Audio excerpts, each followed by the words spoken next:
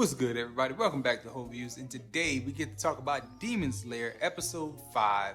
And for me, it just feels good to be vindicated. It feels good to throw out some predictions and be right about them. First and foremost, I am not a manga reader. Like, I don't read the mangas. I have heard a few spoilers about the end of the series through people who've read mangas, but I've never read manga myself, so I'm just watching the show and I'm guessing and I'm predicting things that may happen or may not happen, just throwing out my theories and ideas. If you like that type of thing, please subscribe to the channel and drop a comment. I'd like to know what other people think is gonna happen too, as long as you're not a person who has like insider knowledge about what's going on. But in my previous video, I talked about how I thought that the sun breathing would come through and really like help Tanjiro fight this upper rank demon.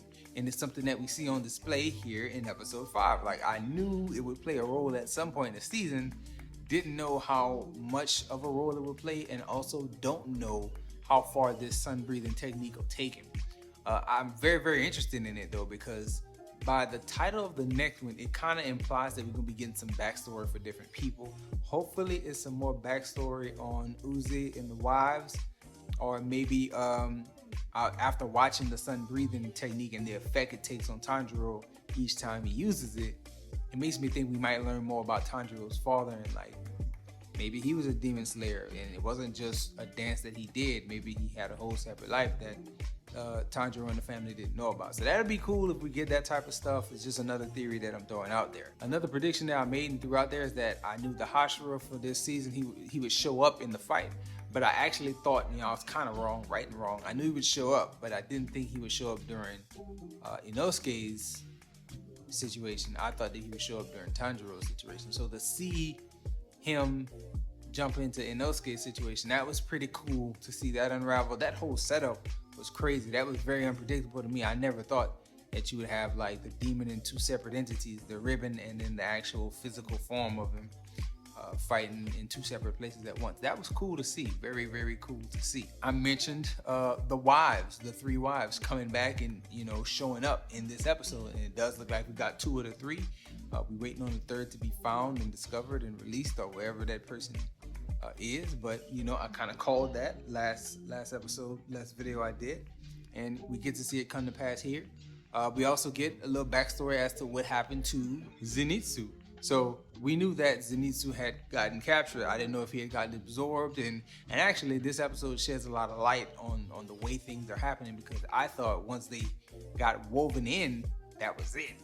But apparently there's an option, there's an availability for them to be kind of set free, and that's cool in itself. And we got to see Tanjiro and we got to see Zenitsu kind of let free, and then he was knocked out doing his thunder breathing thing. So all that stuff was very cool to see, man, and I'm glad that all those things came to pass.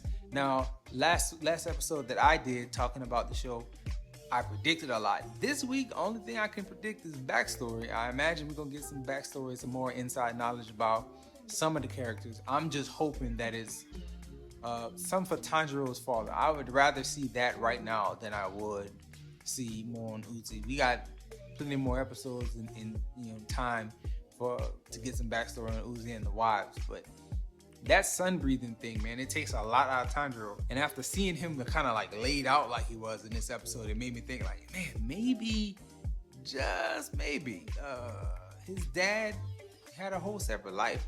There was no indication of that, while watching season 1. They don't give you any kind of hint that could have been what was going on with his father. But seeing how he was so fragile and like withered and kind of beat up in that first season, and now knowing what the sun breathing does to Tanjiro, it's like, there's a good chance that he was using that thing and he was an important character, maybe in the Demon Slayer course. So I'm interested in seeing how everything unfolds. Let me know what you think, man. Do you agree? Did you like this episode? Because I really like this episode. Do you think we're gonna get more backstory on the Hashira or in the wives, or you think we're gonna get more on Tanjiro's father, or do you think they may even pull like a real curveball and give us backstory on the demon? Because I do know they did a bit of that in season 1, so maybe we'll get some demon backstory, like how did this woman become who she is, and how did she get the cloth, or how did the cloth become like that belt? How did that thing become what it is? All those things would be interesting to see, but my vote is for Tanjiro's father. I want to see more. So let me know what you think in the comment section, please. Enjoy yourself, guard your heart, and please come back and check out more of it.